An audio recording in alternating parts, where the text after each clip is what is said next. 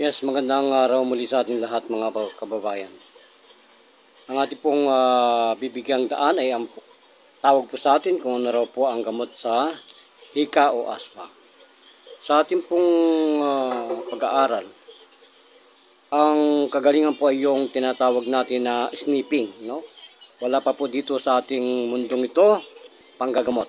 Yan po ay pinapadaan po natin sa nostril. Tagtad po ng sibuyas, isa, at kaunti lamang pong asin, mga 7. Ihalo po sa 1/4 na tubig sa baso at singutin. Maga, hapon, tanghali. Yan po ang kagalingan. At ang ating pong sinasabing ito ay matagal na pong ginagamit buhat nung pang ancient time ng ating pong mga ancestor, mga ninuno. Kaya po walang namamatay kahit po walang kuryente, walang napukor sa kabundukan. Sapagkat nung araw po walang kuryente, walang Meralco. Kaya po maraming pumanaw dito sa Pilipinas, wala pong gumagamit.